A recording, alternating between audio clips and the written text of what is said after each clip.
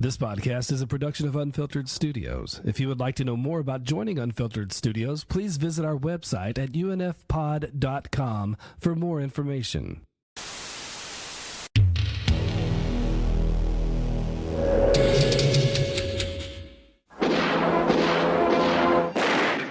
This is the story of a man who decided to clean up the most violent town in the world. In a world gone mad, violence rules the city. A city under attack. A city pushed to the edge. A city of fear. People pushed to the limit. A new crime syndicate is taking over.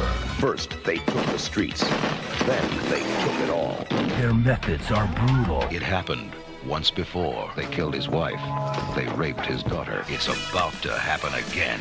Somebody has got to crack down. They deserve to die. And no one's got the guts to stop them. No one is able to stop them. The police can't stop it. But there is one way. One man to turn to. The one thing they didn't count on. The one thing they didn't count on Was a one-man crackdown. was an enemy who wouldn't back down. One man who does what the police can't do. One man who won't be pushed.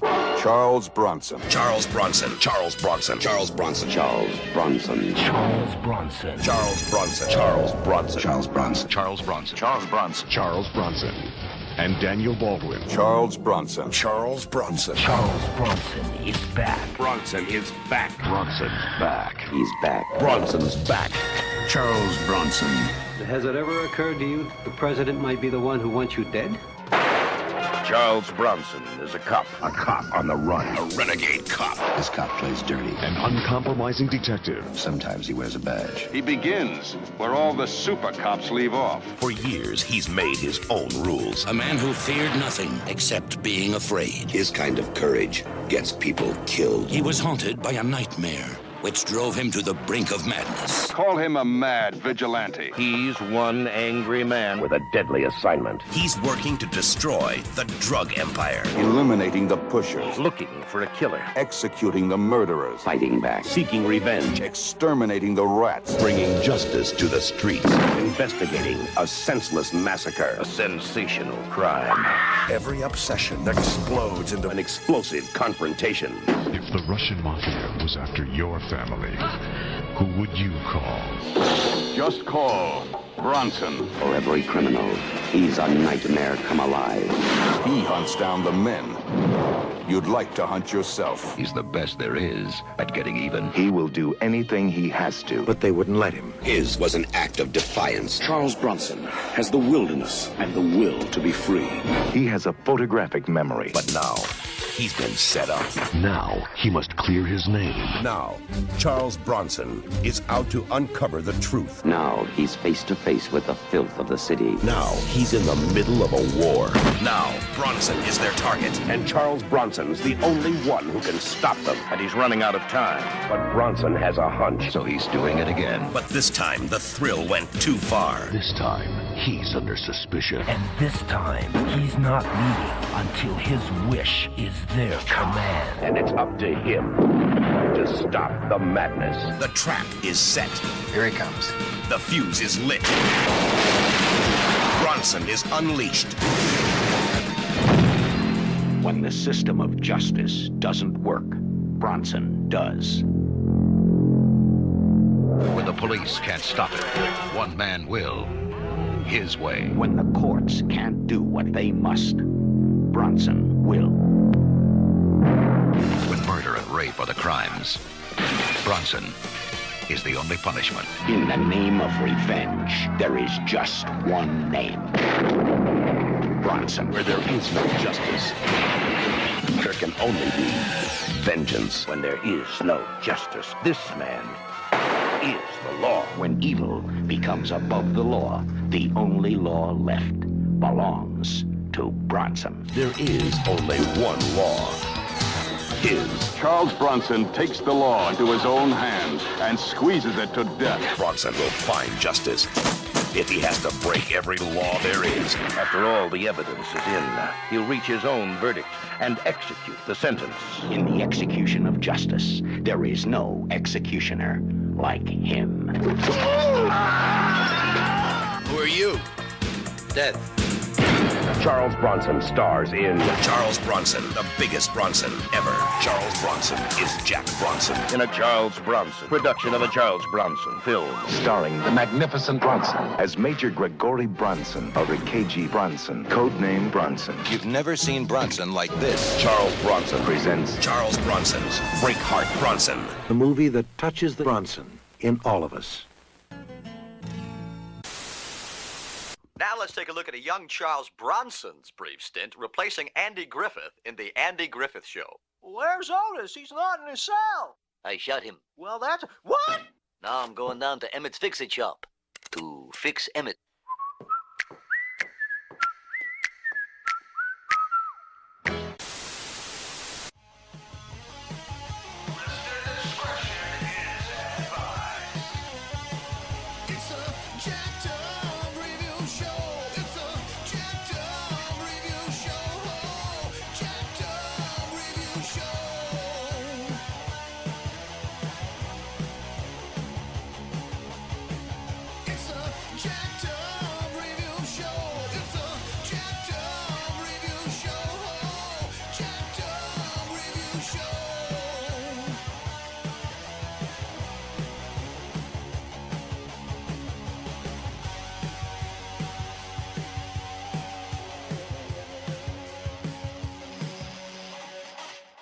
All right, cool. What's going down, Cam Sully? Oh, just a bit of everything.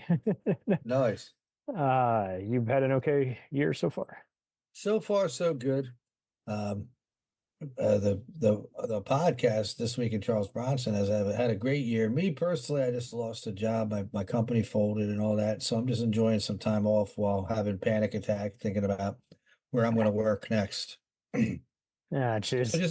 Just enjoying unemployment and panic attacks.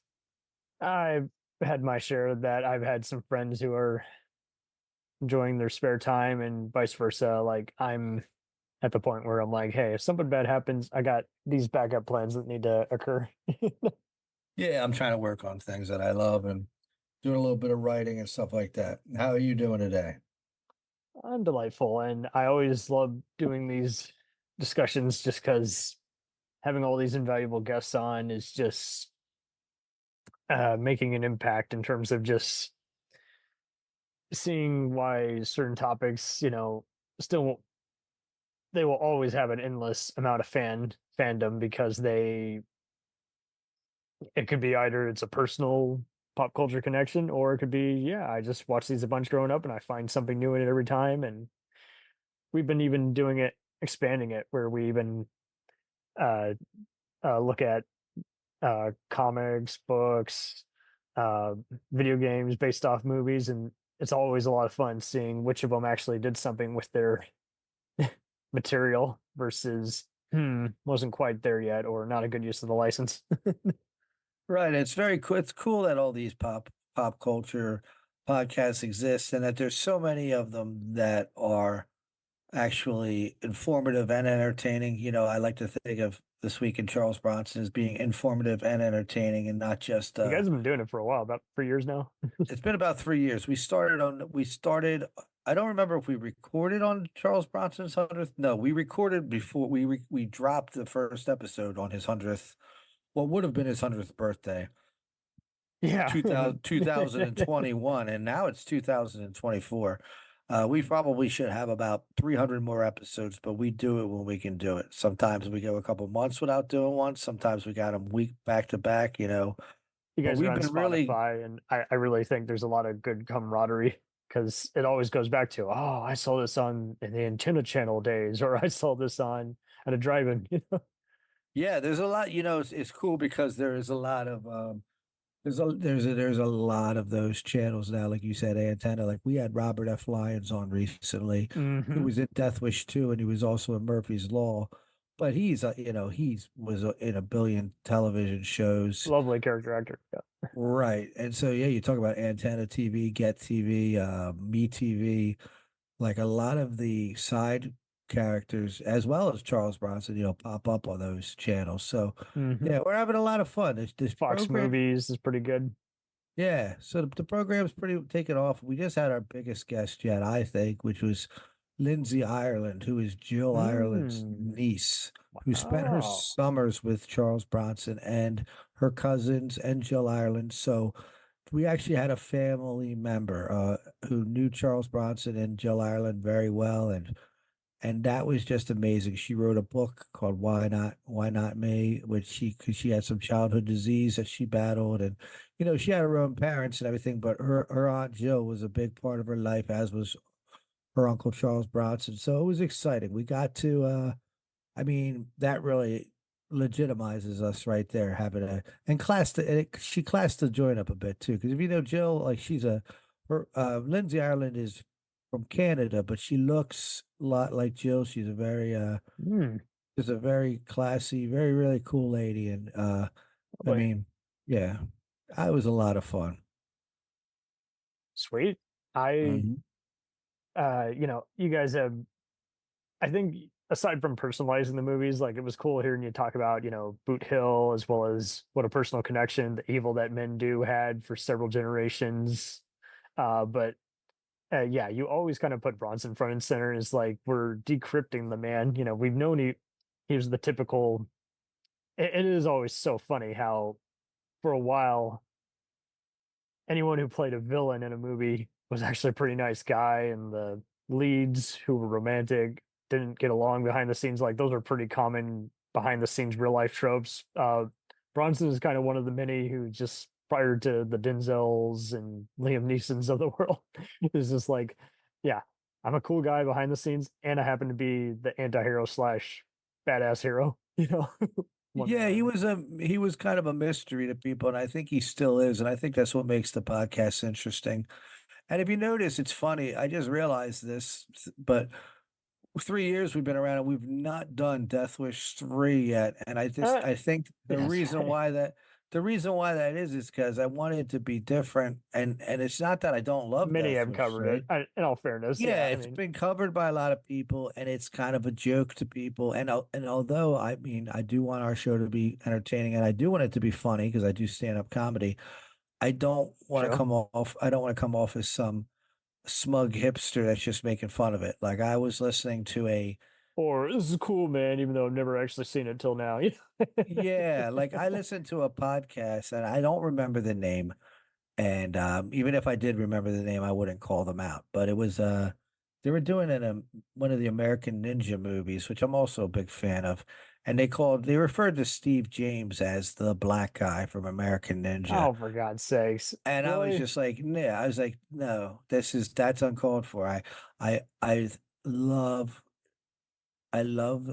listening to amateur podcasts. I consider myself an amateur still, even though we've been doing it for a while. That's working towards. You guys are definitely one of the top rated Bronson podcasts, but I know what you mean. Is like, everyone wants instant stardom, but then you see other people. Like, I saw one group of podcasters. I like them otherwise, but they were making a snarky remark. Oh, I don't get the point of trigger warnings. It's like, well, the whole point is to avoid people getting offended. It's right. Like, hey, I'm talking about a movie that's got some chaotic and traumatic stuff. If you're a more sensitive crowd, you might not want to listen to this R-rated movie discussion. Cool. That was kind of like the idea too of when I first came up with the idea of This Week in Charles Bronson. I love talking about news and pop culture and music and all that. But the only thing I really knew a lot about was Charles Bronson. So I kind of came up with the idea of like, all right, we'll watch a movie, but we'll also take the date it was released, see what was on TV, see what records were out. That way we talk about that stuff. Mm-hmm. And then we go and we look at the actors, directors, and we go down rabbit holes with that. But another thing I thought would be fun about it is because I do stand-up comedy, it would be fun to bring younger people on that didn't grow up in the 80s and don't remember that kind of Reagan era eye for an eye, kind of like Rambo, anti-crime, sensibility that a lot of people had. And of course I was a kid.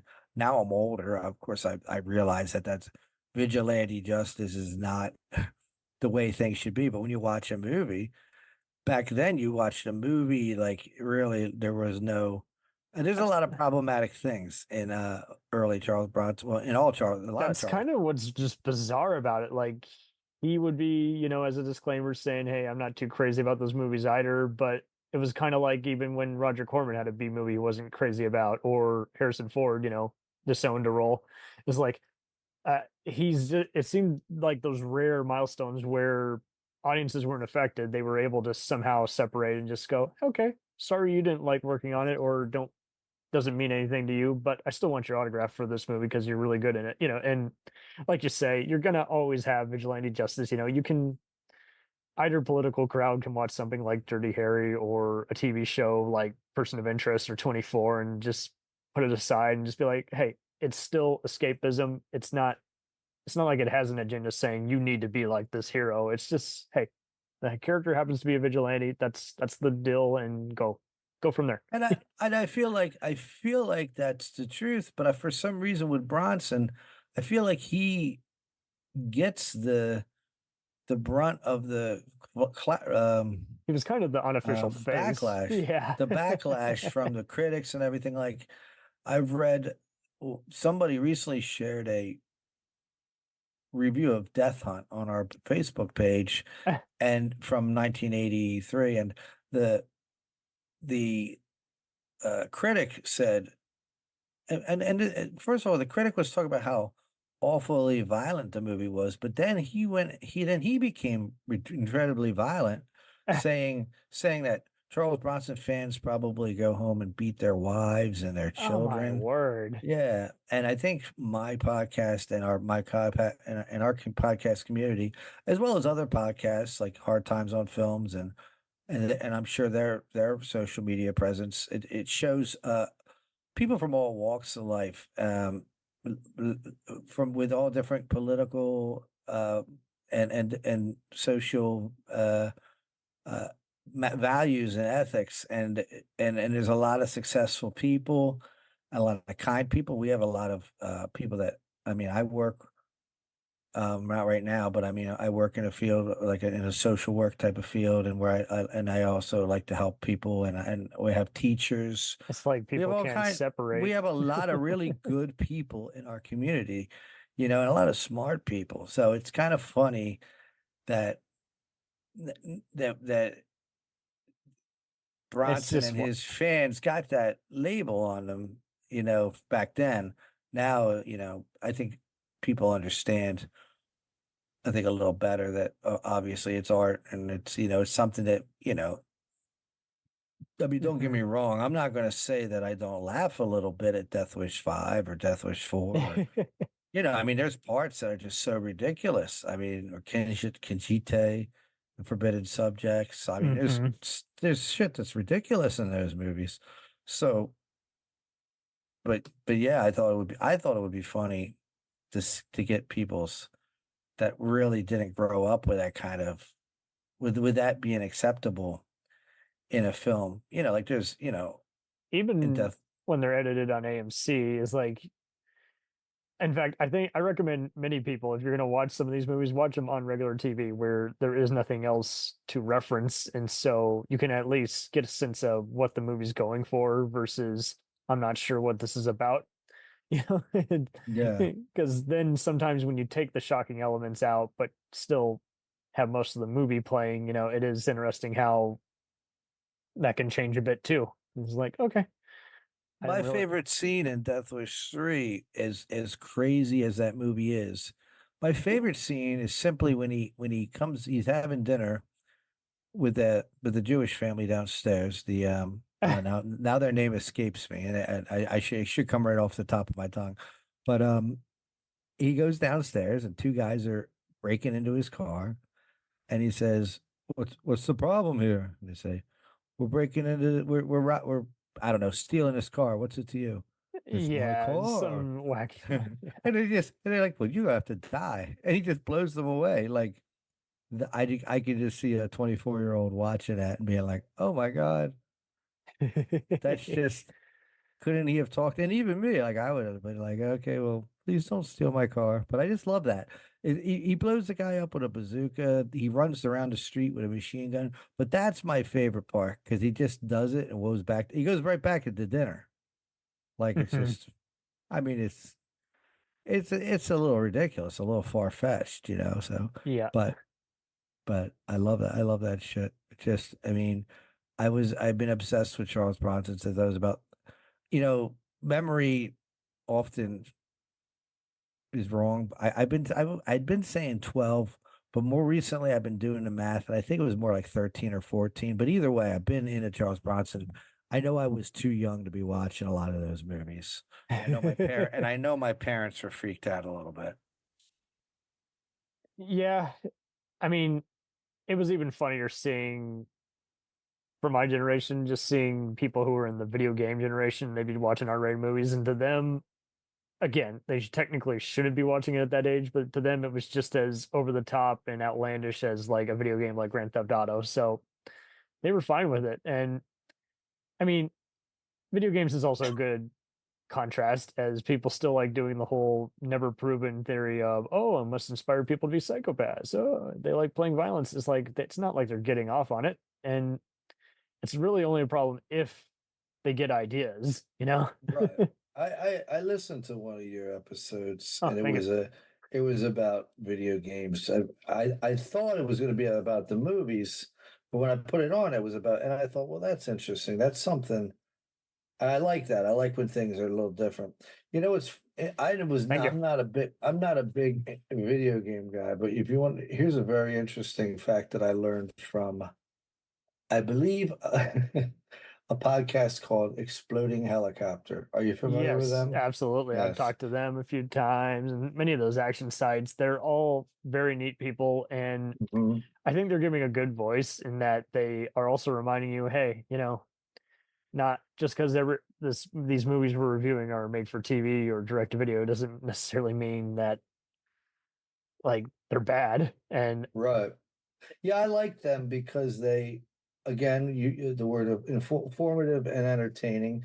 The movies are often what people would call bad movies, but I feel like they have a real high respect for them, and they know a lot about the directors and all. And oh, well, absolutely. There are so many franchises I've thought long and hard about. It took me a few years to say, you know what, fine, I'll finally give it a try. But then there were other ones where I'm like, I'm not in the right frame of mind. I'm not the audience. I don't feel like I can be constructive with this versus this was bad, but I had fun watching it. It's just like, I have a hard time calling a movie bad because I feel like a lot of work goes into a film, you know?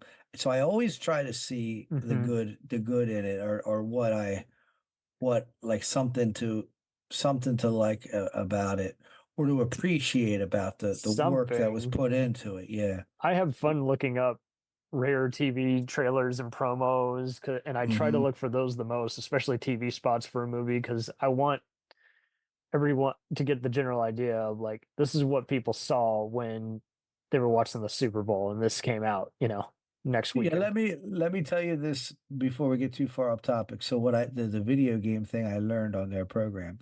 So Michael Dudikoff made a film called Soldier Boys. Are you familiar with Yes, it? he did. I always wondered where that video game was, but yeah, it was like Yes. Kerry Tagawa was the bad guy. Do you know who was a director on that video game, which I didn't know video games had directors? I actually don't know. I'm sure it's some big guy. Oscar nominated and possibly winner. Is he a winner? Let me see. Da, da, da, da, da. Darren Aronofsky, Oh, who wow. made Requiem for a Dream. No. I believe he made The Wrestler. Yes. Yes. I guess he actually, and he worked on the film too, I believe, as Oh, some. I see it now. Wow. Yeah. Oh, he was one of the directors. Okay. Jed. But see, if you don't have it, if you don't take an interest, and see, like right now, we're not talking about Charles Bronson, but it doesn't matter because Charles Bronson was the springboard for these for just for conversation about things Yeah. that I and a lot of people find important. And if you don't go down these rabbit holes, you don't learn this type of stuff. And I think it's neat as hell. And I think Mhm. like guys like you and Fanachek is another one I like. Like there's a handful of Thank you. programs that I like to listen to, and then I leave a lot of them alone. You know what I mean?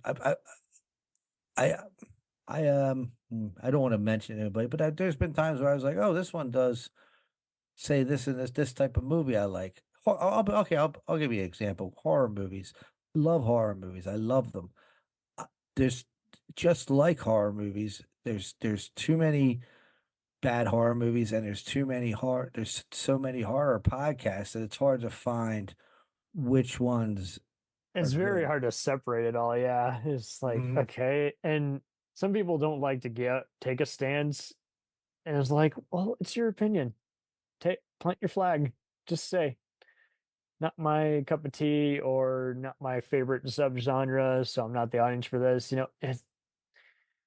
Yeah. It does. There's You're only encouraging toxicity if you just say, "Well, I might offend someone." It's like, well, only if you don't state it very well. yeah. I think with podcasting, I think there's it is s- even though it's been around for a while now, it's still kind of in its early stages. And I know a lot of celebrities and stuff are getting involved, but I really prefer to listen to people like on our level because I think it's awesome that we can we have this platform for us Make to use ship of it. Yeah. to me. Yeah. So, but when I see people just kind of go on there and like just to make fun of movies or just like or they go or they come unprepared, which don't get me wrong. I've been plenty of times where I've been on there talking about something and then totally forgot the name of a director or totally Something. forgot. Just Don't try get me something wrong. else Yeah, besides don't get state me the wrong. IMDb trivia. Yeah, I do things wrong and I've said things wrong, but I mean, I've listened to some where they just want to talk about what they saw and kind of like make fun of it or just be silly about it, you know. And Mhm. I like education. I think there's so much can be learned from Especially just if you get some of those film historians on, and you've had your share, but I'm like, oh yeah, I love having those guys on. People like Paul Talbot, um, Burt Kearns, Troy Dwayne Sauer's Epstein. another one. He's done all kinds of stuff, and I just Mhm. I had C. Courtney Joyner, who used to work for Full Moon on, and he's been doing various DVD commentaries. I'm like, see, you found your bread and butter. That speaks to Yeah, you. that's a good Paul. Yeah, Paul Talbot's involved with a lot of those. He was on our show a couple times. If you really want to be really educated on Charles Bronson, you pick up every book that he wrote. That Mhm. man is he is the expert. He is like our god, you know what I mean? But Yep. but yeah, that DVD commentary, that's the way that's a you can make a lot of money. Well, I don't know if you can make a lot of money. I never asked him how much money you make money doing that, obviously, because I think a lot of people want to know about what happened in the movie and all that. And I think, but not everybody reads. You know, I love to read. For me, I thought, oh, DVD commentary. Who the hell wants to listen to commentary when they watch a movie? And it wasn't until Paul Talbot that I was like, oh, okay, this is awesome. Like, It also depends on who's talking. Like it depends well, on the movie. There have been some where I'm like, hey, I'll listen to your 5 second snippet and I'll listen to the like Jim Wynorski. I always listen to his movie commentaries. Sometimes it's better than the actual movie just because mhm. he makes fun of himself and it's almost like an unofficial Mystery Science Theater. But then yeah, there are other ones where I'm like, that's some cool trivia, but I would have rather it Yeah. just I would have See, rather it been like AMC story notes where the little trivia pops up in the corner. right. See, with Paul, and he's the only one I really listen to commentary wise. He will not do if they ask him to do a movie, a Bronson movie, if he doesn't have the research done or the time to do the proper research or the interest in that particular film, he won't do it. He'll turn it down Yeah. because he wants to give you he wants every mugger, every trash can on the corner, like what the trash company going by or whatever. He wants to give you every bit of information. So it's like it's different. There's a difference between listening to him and listening to like the actors like make jokes about, you know, It's got to be the Yeah. right crowd because, like you say, Right. it can't be cynical. And trust me, there's been plenty of podcasts that I just stopped listening to just because they weren't consistent. They kept getting extra snobby. I'm like, hey, talking shit is one thing, but instigating a problem that's really not a problem is just asking for more trouble. I'm like, who are you even talking to? Just say it's not for me instead of acting like these people are wrong and they're stupid. I'm like, okay, come on. I like that you Just mentioned Jim Wynorski because him and Fred Olin Ray are like geniuses in my eyes. Like those two guys. I mean, they went to Roger Corman school. Well, Mhm. they know exactly what they're doing. Sometimes they're not consistent at conventions and everything, but to be fair, a lot of conventions really aren't very consistent. So, Yeah, I I'm met Fred Olin Ray a couple of times, and oh he was wow, a really cool dude. Yeah, um, Chiller Theater Convention before it blew up. Like it was a lot of fun to go to. You see him, Linnea Quigley. nice. Sounds like a hell of a fun time. And uh, would you They get say, big. They get huge celebrities, and it's like yeah, $100, and you gotta wait in a line. I'm like, nah, it's not fun. I used to like to just walk around and just look, glance over, and go, oh shit, look at oh, totally. Uh, Chainsaw from summer school, and just walk over and start talking to him. You know what I mean? yeah, I unfortunately there were some podcast, not podcasts, panels and conventions in my town, and there were times where it's Mhm. like I wanted to go, but then when they started doing the VIP lines, it's like, okay, I want to actually Yeah. interact. I don't want to wait an hour just to get an autograph and not even be able to talk to the celeb. And I get Right. it. They probably I, don't have control on it. It's probably their agent or they just want to be in and out and have guaranteed business. I don't know what I, the issue is, but I get it. yeah. I also don't have a lot of interest in real big celebrities either. Like I'm more interested in smaller level, like character actors and um, like Fanachek It's got had. to just jive. It's really got to. Yeah. Like somebody who's I feel like the people that we speak to have such great stories and such great careers. Like Juan Fernandez, who worked with James Woods in Salvador and was a model for Salvador Dali and all this stuff, and who has directed his own films. Mhm. He's outside of the Dominican Republic. Like there's nobody and not many people in America are knocking on his door. And I think people like him are sitting there waiting for people to say, "Hey, we'd like to talk to you," and you get them on. Robert F. Lyons, I mean, the guy's 80, 83, I think he is, and Mhm. he's got a lot of energy, man. I'll tell you that for an 83-year-old. Now, where are you from, Cam? I'm in Dallas. How about yourself? I know you mentioned it a few times. Oh, I'm in the suburbs of Philadelphia. I'm on the other side of There the you go. country. Hey. Yeah, but But I mean, unfortunately, not only have you been able to get a lot of these cult actors, but I mean, when you find someone who's just a legit storyteller, I think that's what makes it even more yeah, legit a, neat.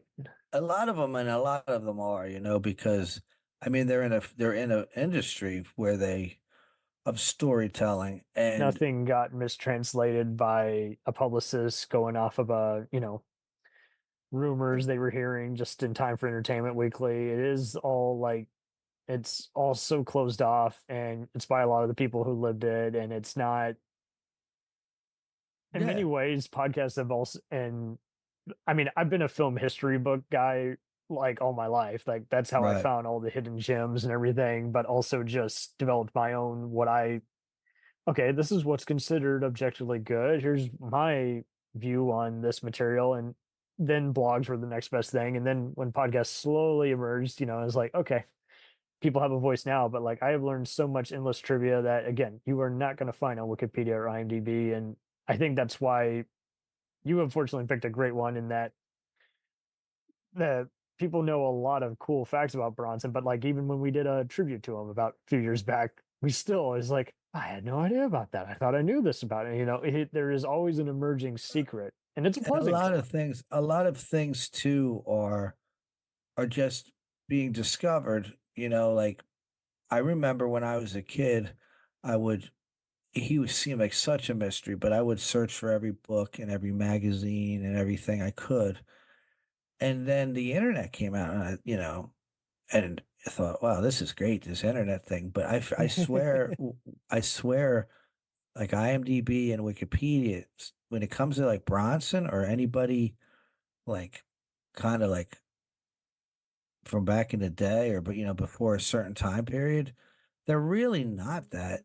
You don't get a lot from that. You learn a lot from starting a Facebook page, and talking to other fans and people who like remember an interview or found an interview on YouTube. Like I wound up finding out in the last 3 years of doing this podcast that a lot of the things that I thought I knew about him may or may not have been true. They might have been falsehoods, that were like or Mhm. exaggerations. And from what I've read, some of those exaggerations were from him. Like he was tended to exaggerate a little bit It's about. half true, yeah, and it's like Yeah. you're gonna get those, unfortunately, and So uh, when you're talking about facts, like when you're talking about or trying to find the truth, that's a blurry. That's a blurred line when in pop culture, because you talk to this actress who said he was funny and kind, and then you talk to this actor who said he was a jerk, and you realize that, and then you talk to some people that have a memory that you just know is not true. Um, mhm. and that's a whole other story, but uh It's just a reminder. Is like, I mean, we're still having to have these conversations. Like, right, okay, like that's good journalism versus okay, right, that's clickbait. And just because it's a more respectable site doesn't mean BS doesn't flow through once in a while. You're like, right, because people's memories are not foolproof. I mean, I had to So do this with celebs that had gotten in trouble. Is like, Mhm. okay, I've heard it more than 5 times, and it came from some, like, because I've done extra work, I've been on film sets, I've done assistant stuff. Is like, okay, yes, this can be a temperamental thing, but that doesn't necessarily mean this person's a jerk. Like, if it's come from someone other than like makeup, then I need to hear about that because that's a big, big allegation, versus right. this person just happened to be late. Is like, okay, so they screwed up, but that's a big difference from, like I slapped someone on the butt or kept making them very uncomfortable, you know? Yeah, there's people, yeah, memory and whisper down the lane, It like was like, okay, like, and I get it. Some stuff that it's just like any work industry. There's plenty of jobs where bosses are still yelling at people, and it's just Mhm. like, okay, well, you can technically get away with that, but if it gets to the point where it's like you're fearful, like you're about to have a stroke, then yeah, you might want to press some kind of charge of this guy. But and film, same kind of deal. There are people who do stuff they shouldn't be doing, but until you actually report it, it's not going to get dealt with. right. And I'm not even just talking about that. I'm talking about like we had a guest who actually had a story in his book, and he told it on our show that is not true about Bronson, but I don't think that he made it up. I really think he's confusing Bronson with somebody else. And it wasn't a bad story about Bronson. It was about Mm, it was a it, it was it was a story about one of his sons committing suicide.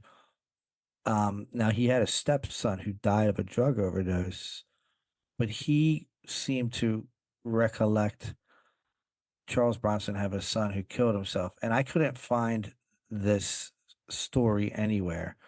And mm, the way the story went was, I don't want to go into it too deep because it's a falsehood. But I could tell by talking to the guy and the fact that he put it in his book that he thought that he really did think this happened. But I think at 80 something, and it wasn't Robert F. Lyons. But I think at 80 something, this gentleman confused Charles Bronson's stepson dying of a drug overdose and the story of the Von Erichs wrestling family got them confused. And Dear. the story is straight out of the Von Erichs story. I don't know if you're a wrestling fan or not, but it was and I'm like, and I know the man would not lie on purpose. And I didn't know we just didn't know. We just didn't know how to bring it up, And I wanted to ask Lindsay about it when I had her on, but I really never wanted to talk about it again. But I really don't think that this actor is at 85 or 86 is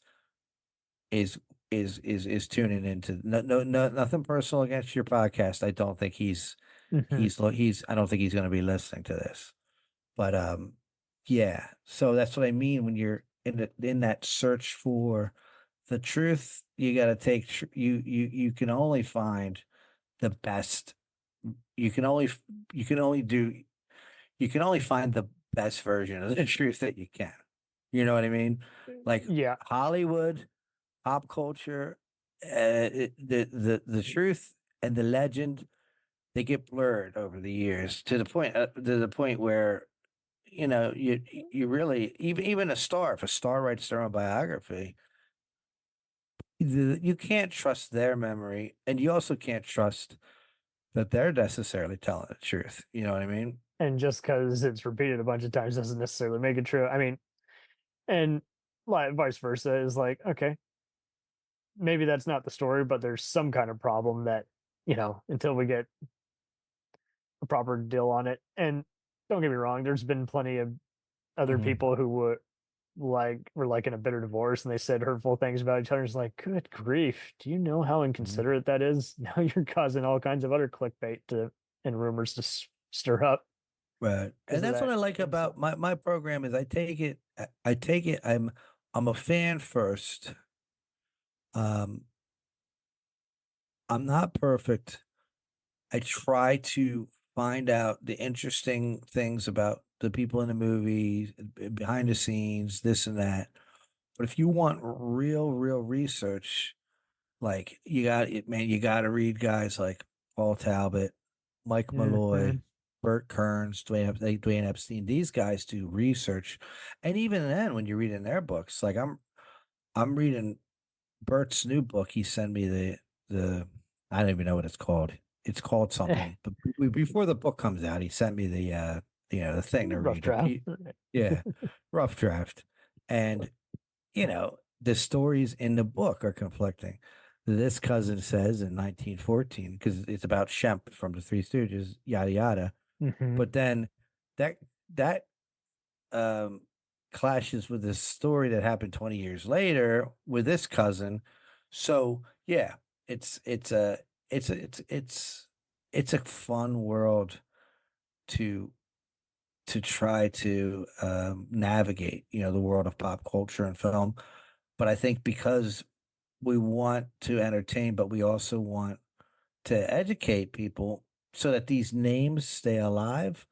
I feel like there's a responsibility to try to at least come as close to the truth as we can find, but Absolutely. There's a difference from, hey, the celeb's a little non-PC, so I'm going to leave this part of the interview out so nothing gets ruptured versus, hey, no, this is a key part of information, but for whatever reason, just no one's talked about it and it really should be talked about because this solves a lot of mysteries. And I don't know. I think my favorite things to find out really are like that thing about Darren Aronofsky or the actor the Italian actor who was in Rider on the Rain was married to Black Emmanuel. How old are you, Cam? Am I allowed to ask you? Oh yeah, I'm in my 30s, and we just did a Emmanuel special, and that was fun for shot. So you know who Emmanuel is? Okay, right. I'm familiar with many eras, but I'm glad you're asking because I see so many other people who will ask about different cult movies and everything, and you're like, seriously, you lose the right to say that's original if you don't know what it's inspired by. Right. So anyway, this dude was married to Black Emmanuel, which was there was another actress that wasn't. So was it Sylvia Christel was Emmanuel? I think there was a few She was one of the Emmanuels, first, yeah. but there And was one woman who they called Black Emmanuel, and he was married to her, and he basically once he met her and married her, he basically was just in her movies and producing them and being in. And that's the kind of stuff that I like to learn. You know what I mean?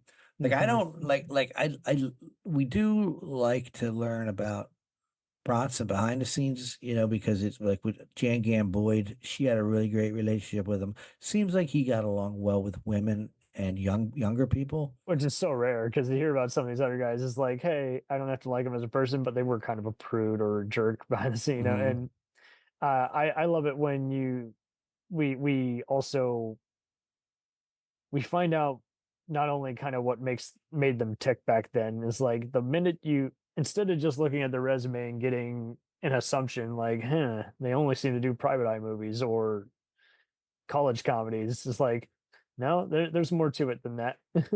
Right. Yeah, we got a really good, a unique look into the man, like from, and he's still a mystery. He's still complicated. I think talking to Lindsay, you get the family aspect of him, and you get to hear a lot about the playfulness, which we actually did hear about with Jan because he had a sense of humor and messed around with her a little, you know, not messed around with her, but I mean like joked around with her and stuff. Yes, and then you hear like Jordan Rhodes, who was on, he had a very nice like rapport with him during the Indian Runner, but during Mr. Majestic, he said he just kept to himself. Now, other people who worked with him saw that keeping to himself as snobbery or being a jerk. So it's every you're never gonna know, like you're never really gonna know, like 100. You're never going to know anybody 100% because you get little drips and drabs. But I think it's fun. It's been a lot of fun doing that, you know, and getting to know the people who worked with him and what their interests are and what they're doing now and how many of them are working and doing really cool things that nobody knows about, you know. yeah. Like Jan Boyd is, you know, coming back. You know, she took a long time off to raise a child, and now she's came back and she's doing some voiceover stuff. And she was on Chippendales, I think, on Showtime or Netflix or something. I forget. We'll return after these messages. If you like small town mystery, crazy news, and wild history, then the Florida Men on Florida Man podcast is for you. Each week, Josh Mills and Wayne McCarty bring you the absolute best Florida has to offer. So if you're looking for a show that's safe for the family, but funny enough to help you escape everyday life, then listen to the Florida Men on Florida Man podcast. That's Florida Men, plural, on Florida Man podcast. Hey, it's Brent Pope, the host of Breakfast with Brent Pope. You've seen me on some of your favorite TV shows saying things like, "Give it up, Jimmy. You got to sink this putt to win." On Breakfast with Brent Pope, I sit down with guests from the entertainment world, and we do it all over breakfast. Or should I say Brentfast? Every week on Brentfast, you get inside Hollywood info and tips, great breakfast recs and booty debates. Most of all, you get the most delightful 30 minutes of your week. So dig in. It's Brentfast time. Listen at Brentfast.com, Apple Podcasts, or wherever fine podcasts are found. The Jacked Up Review Show podcast is honored to be part of the Blind Knowledge Podcast Network. Join anytime, talk the talk, and enjoy yourselves. There's something enlightening for everyone with this crowd of cool cats. Check them out.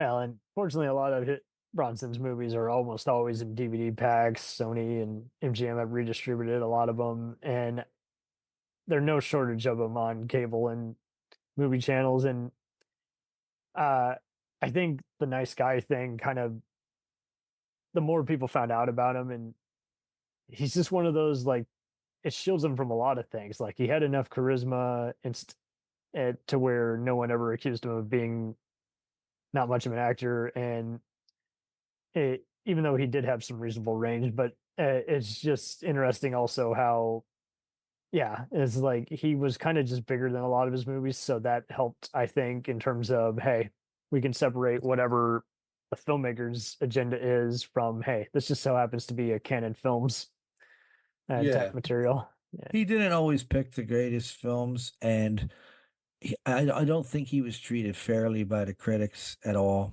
No. I think I think his work ethic was very blue collar. He liked that 8-hour workday. He took summers off to be with his family. His upbringing, in a coal mining town in Pennsylvania, to escape that and to, find a way to make a living for your family, and then you find a fan base. I mean, I'm paraphrasing. Paraphrasing? No, that's not the word. Don't. What's it? Yeah, it is paraph. Who the hell cares? Anyway, this isn't a direct quote, but he said something like, I don't make films for the critics; they don't buy tickets anyhow. So, he found an audience and he made films for that audience, and we love them. Would I have liked to seen him take bigger chances? Like when I hear about some of the films he turned down, I think, oh, well, that might have been good for him. That might have been cool to see. Mhm. But I think if he made different choices, he might not be the cult figure that he is. I feel like he's an outsider's outsider. I feel like he's punk rock in kind of a way, in a way that he just like a lot of those films. I feel like He came out at the right time too. Like you Mhm. come out in the 60s, you're part of these ensembles. And Right. then, Death Wish is one of many movies that you do along with your other Men on a Mission and One Man Army movies. And that's great when there was something for everybody. There was black exploitation, there was, Clint Eastwood, adventure films, and then, just westerns and all other sort of stuff. And then you get to the 80s and it's like he survives both canon and just standalone movies and then finishes it off with those Family of Cops 90s films. And it's like, see, that's the best because Right. he was able to go through 4 different generations basically Yeah. and I mean, he stay in was his around in the lane. 50s. He was around the whole 50s too. 1951 was his first film. I would see even the most peaceful people be watching his movies versus the ones who loved over the top, trashy, cheesy B movies. So it's like Mhm. he was able to be in that kind of oyster. And I think kind of like Cannon some of was these an other go ahead. Yeah. Oh, sorry. Canon is an interesting film company, and it was an interesting time period for him because if it wasn't for Canon Films, then his career could have gone in a number of directions. I think he could have either been forced to go to television earlier, or Mhm. he might have done, or maybe he would have gotten smaller parts and maybe even some bigger movies. But I think Cannon coming along and reviving him in this ultra violent, over the top type of movies that appeal to young people and also appeal to the old heads like my grandfather and my uncles and stuff who loved them from back in the day. I think it just breathed new life into him, but it also flows. It's not Definitely like flew. Yep. it's not like he disappeared and then came back in canon. Yeah. Like he was he was the most popular actor in the world, and the movie started to not do real good in the box office, and then Michael Winter comes along and canon and says let's do that. Let's do a sequel to Death Wish. And 7 Winter's a years. perfect example of a guy who was kind of a jerk off set, but somehow he could get a lot of these movies done. And I don't think he ever humiliated anyone personally. He was just more of the kind where just leave him alone and he's was just kind of always the go-to B movie guy, you know. Michael Winter knew what he wanted to do, and Michael Winter didn't make just B movies. I mean, Michael Winter is a great director, and I think we owe that stoic kind of quiet hand grenade about to blow version of Charles Bronson that we know of. I think was a creation of of Michael Winters. I believe it's, it began with Chato's Land, and then you have the mechanic, and you get Death Wish 1. But then when Death Wish 2, when they said, let's do Death Wish 2, a lot of people put that movie down. And I've been known to myself, but lately I've been thinking it's starting to grow on me a little more. Like I like that Michael Winter took ownership of it and said he just wanted to make the first one again. Like he wanted to just like in a different location, but this time Charlie got the guys. You know what I mean?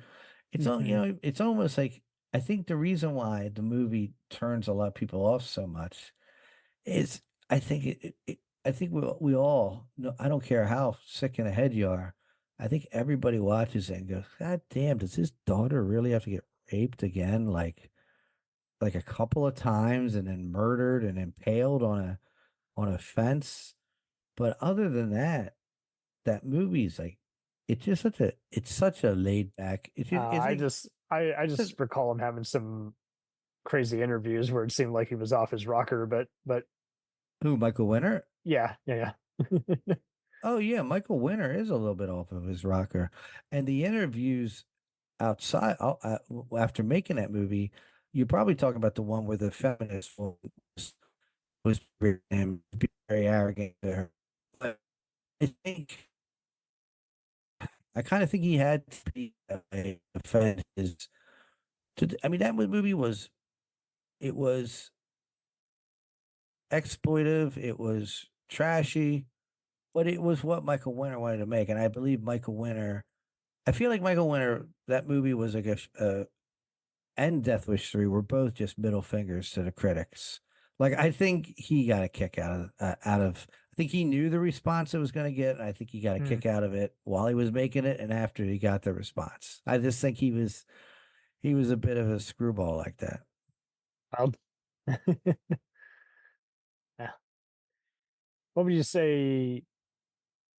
What takeaways do you think you remember from these the most, other than pre-fame actors like Christopher Guest, Jeff Goldblum, Lawrence Fishburne, Victor Argo, and Danny Trejo, and more being the various thugs, drug dealers, rapists, and criminals? One thing I take away from the Death Wish films is, or not take away from them, but one thing I constantly think of is, like, how did this character from the first one, how did it get to like where it got to? Like it was like in part one, he's a conscientious objector from the Korean War, kind of a pacifist. Yeah. Who kind of bleeding heart liberal, they say, and he gets kind of like talked into. It's almost like a Western, you have. To me, he's Pop Idol from French Connection if he were to just be retired and off his rocker. Yeah, and then part two, he's like, he all of a sudden he looks a bunch like quite a bit older, and he's like wearing the members only jacket, and he's just trying to live his life when all that crap happens again, and he kind of goes right back to the old ways, like of vigilantism, like just like that, like he doesn't even think about it. And then by part three, and I had this conversation with Talbot, and Talbot says it was because of the Rambo films. Every actor had to run around with a machine gun at that point. At that point of the 80s, Death Wish 3 was so over the top that if you look at all of them as 5 different movies, they're all pretty solid and they're all a lot of fun. And 3, 4, and 5 are basically comedies. Michael Winter said he said he made Death Wish 3 as a comedy. I think and the guy and Alan Goldstein, who directed and wrote Death Wish 5, it was either him or Michael Colleary who the story. So Alan Goldstein wrote the screenplay. Michael Colleary came up with the story, but one of those two guys said that Death Wish 5 was a comedy. I think that after the fact they just said that because they realized how ridiculous the movies were they made.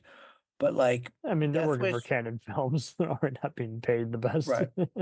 In a perfect Hollywood world, in a perfect classic movie sense, there should never been a sequel to Death Wish 1. No. If you love film, then if you're a big film fan, you probably aren't a fan of many sequels. But that being said, I'm so glad that they exist because they're so.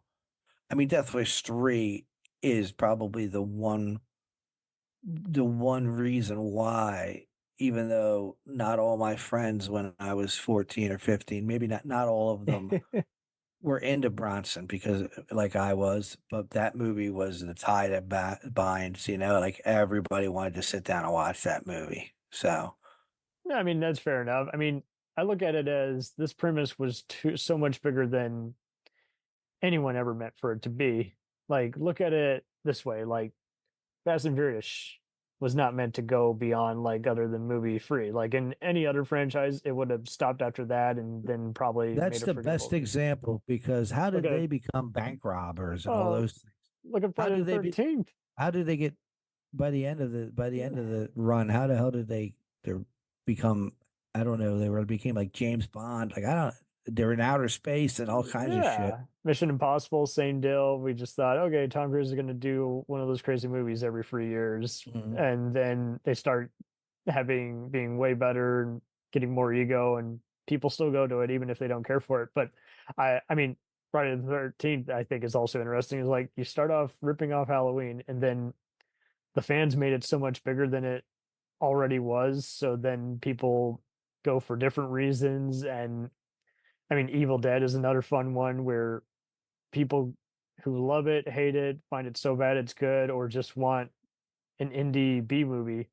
It's kind of a similar progression too. If you look at Nightmare on Elm Street, Jason, Friday the 13th, Halloween, the Death Wish None of series these should work, but right.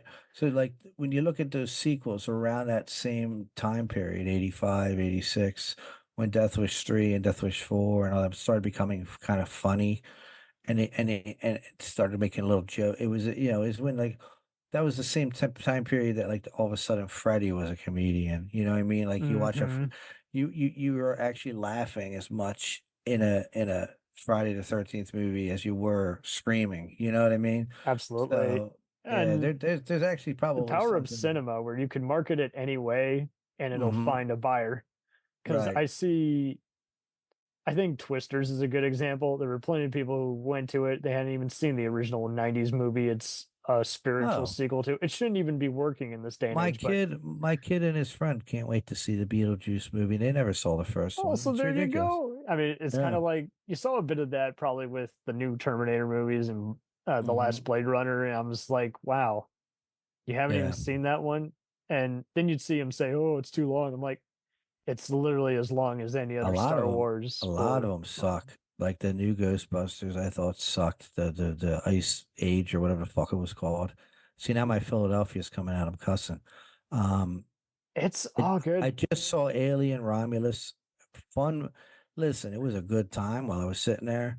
But when I come home 20 minutes later, I'm like, I don't even remember what it was about. Like it's not good. They're not good. I mean, I know I just said earlier. I'm not a fan of any of the ones that come out. I just said earlier that I don't usually like to say that a movie's not good, because a lot of work goes into If you them. can't remember it, When I you're mean, just regurgitating, old storylines. I mean, even the characters, like, of course, the mean girl has to wear the wife beater like Ripley. I'm like, well, why would she wear the same clothes like 3,000 years later, or whenever the hell it's supposed to be? I don't even know when it's. But that's another thing. I have no idea what's going on. yeah, there's so many sequels that I have hot takes on, and it's so. But to make sure that I don't get accidentally labeled as one of those toxic fans or anything, I just always Right. You Man, don't want to be like. I you say don't up wanna front be- is like yeah. this might do something for you, but here's the thing, Mhm. like I like so Death Wish, like it's a genre movie, so it's Right. checking off a lot of the boxes regardless of whether it's doing it well or not so well. Mhm.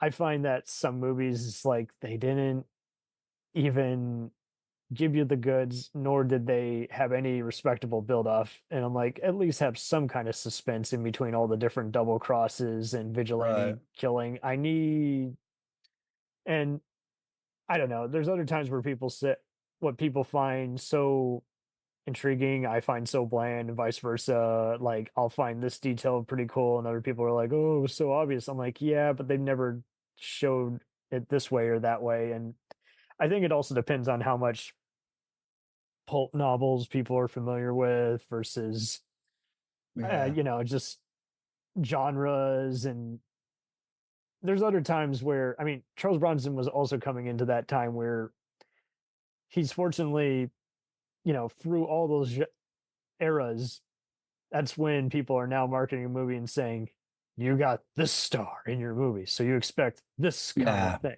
Mm-hmm. And I think he still lives on for people who want to see a crappy trash fest by like an overrated like direct-to-video star or someone like Seagal, who's not a good person and kind of has bland movies. But then you see people who are very heavily inspired by Bronson, and they want to see, like, people who are watching stuff by like Dolph Lundgren or Jason Statham, they kind of want to see similar stuff. And Bronson has a lot of that same juice. He has a lot of that same material. So it is funny how, it just, Bronson couldn't have even predicted his career. He went with the flow. No. And I think it, in a way, some people, kudos to anyone who can make it as a movie star nowadays, but I find that Bronson had the abilities like, hey, I'm in some memorable TV episodes of like some variety shows and stuff like Twilight Zone. Then you're in ensemble movies like Dirty Dozen and Great Escape. Your grandparents. He also had a starring. He starred in 3 movies in 1958. It didn't take off a starring career, and they were all B movies, like drive-in films. But that's an amazing career. And to talk about his name carrying a film, when I was a kid, when I got into him at 13 or whatever, I remember thinking that Assassination was called Bronson Assassination because I never saw the actor's name above the movie like that. And I never saw it as big as the name of the movie like that. Now, I'm sure Stallone probably had that or somebody, but with Cobra or whatever. I didn't notice it. I didn't notice it until then. But I do got to get out of here soon. Did you have any? So what moments would you recommend the most, like, from these movies? Like, you can find them anywhere. Everyone's got their, like you've said before, everyone's got their own opinion and can watch a million of these.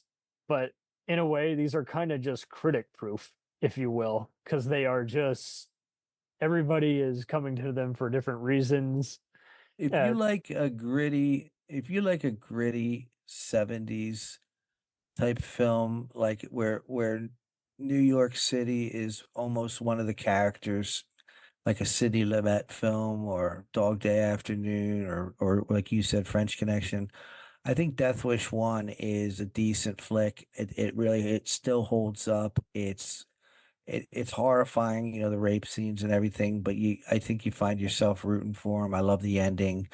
If you like over the top, just like Rambo type action movies, then you're going to watch them by yourself, and then once you get comfortable and you find the right kind of crowd, because don't get me wrong, there's going to be plenty of people who are going to be like, oh, I don't like slashers, or I don't like vigilante movies, or stuff with uncomfortable if somebody moments. doesn't like them, if somebody doesn't like vigilante movies or doesn't like Charles Bronson movies, then I don't really know if they should watch any of them. But don't get me wrong, if they don't like anything, they should watch Death Wish 3. I think Death Wish 3 would bring it. I think Death Wish 3 is the one that could turn anybody. Like there's some women that say they can turn a lady. There's a bit of that, but like I was going somewhere with it, like, because there are times where sometimes something people generally don't like can still surprise them. Like, Yeah, true. Game of Thrones. I didn't think I liked dragons and swords and all that. And now I love that crap. Yeah, and that's all because of Game of there's a Thrones. perfect example. I had someone who's a Trekkie and he was doing the whole I don't like horror or zombies, but he was watching The Last of Us. I'm like, well, somehow that brought him out of his comfort zone and he's really obsessed with it. And If somebody else is really into something, I can find it. Like if I have a friend who's just like, I'm really into this, and they can talk about it to me the way I can talk about Bronson, I will find myself interested in it. I think that's really where a lot of my pop culture interest comes from, seeing other people excited about it.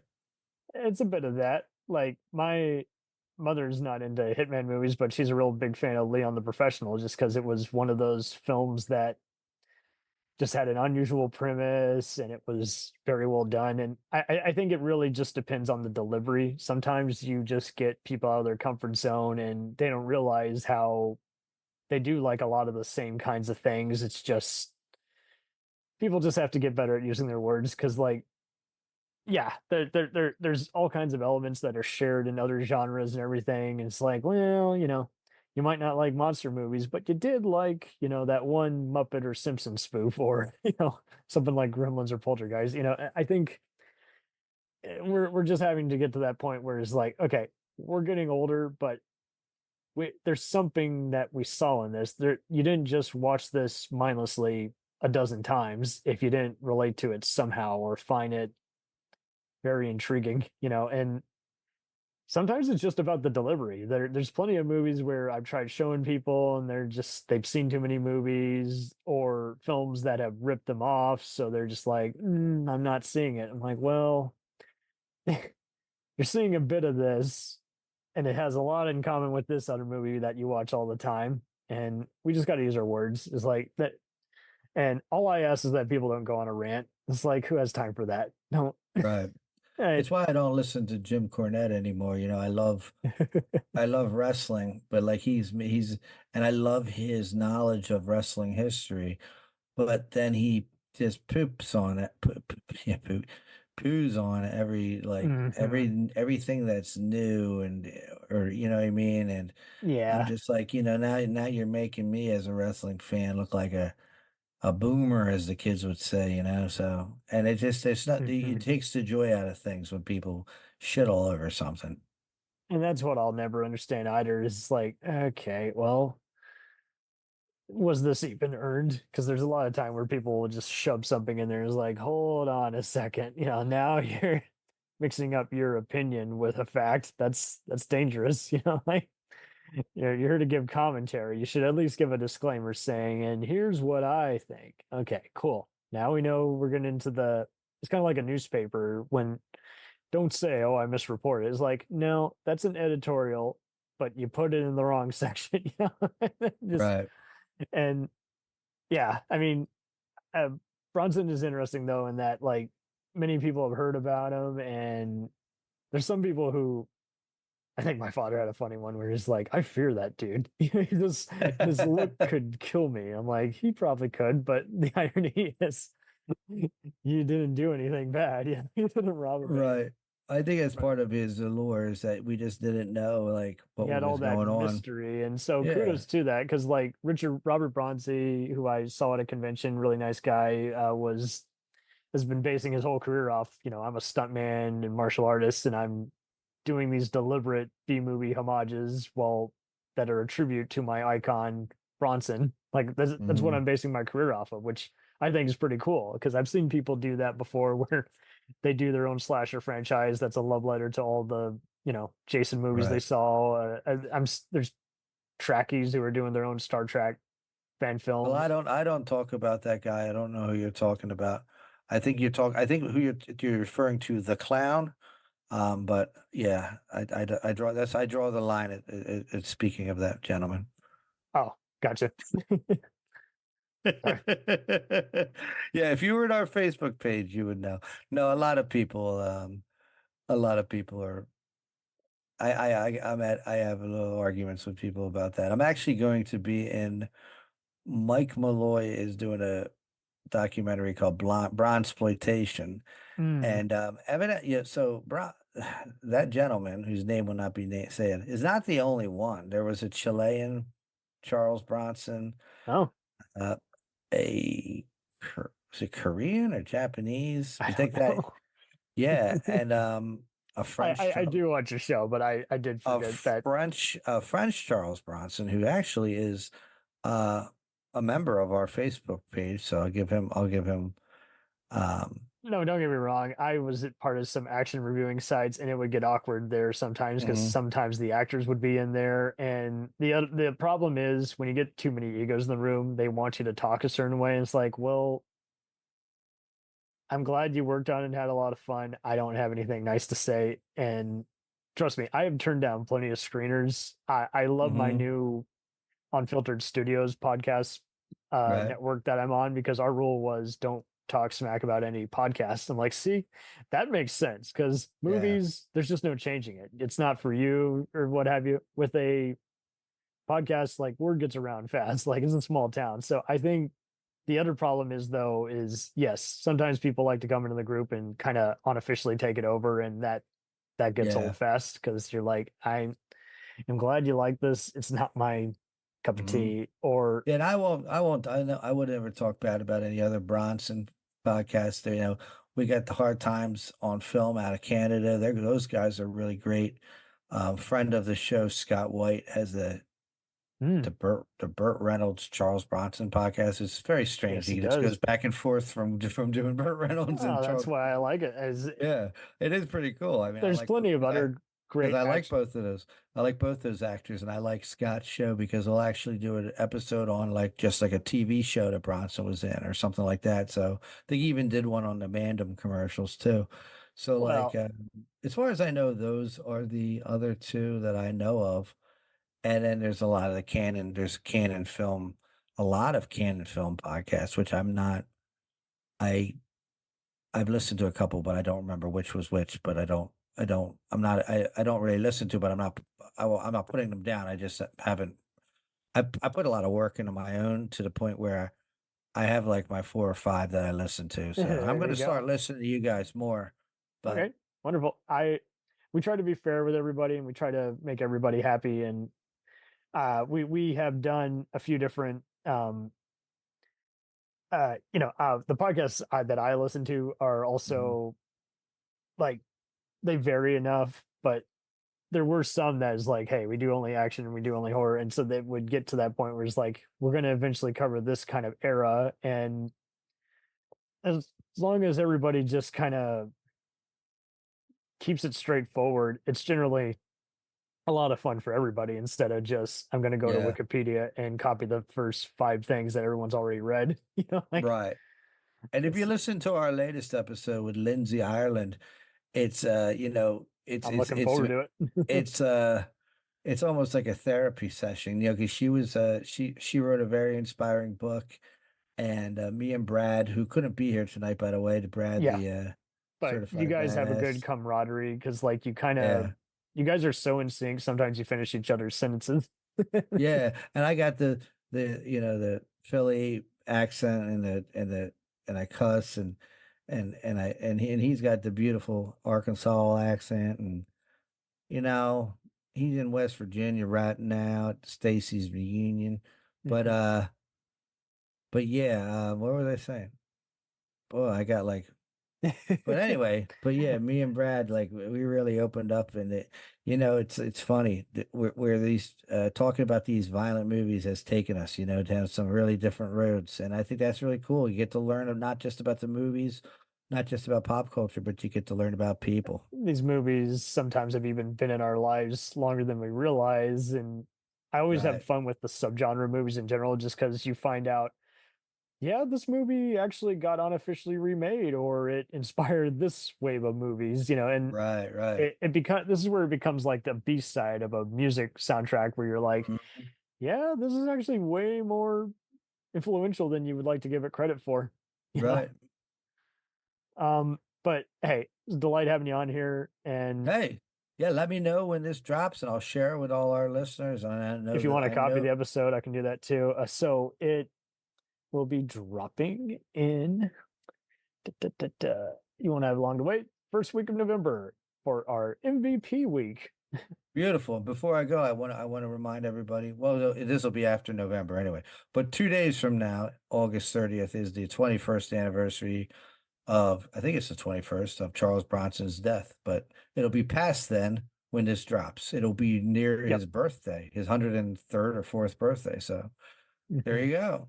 There you go. It was a pleasure talking to you, and I can't wait to hear this. So Absolutely. Thank you. And hey, listen. And I'm going to have to assign you a film, and you're going to have to come on and talk with us about a film. Promise. All right, boss. Thank you so much. Hey, thank you for leading the way and just kind of reminding everybody, hey, get comfortable in our own skin again. And I will definitely try to introduce you to some of my other retro connoisseurs on the panel, just because, I mean, we're going to be going to all kinds of things, everything from Mr. Show and Larry Saunders to the original Planet of the Apes, and I think they would like your show too, just because you're. Well, listen, if you ever want to talk about Twin Peaks, is something that I love. Oh, sweet. Yes. Yeah. I have other obsessions, but Bronson's the number one. All right. Yeah, perfect. Yeah. Right. Well, but who's the number one fan? Is it Eric? Or is it your co-host? Ask yourself.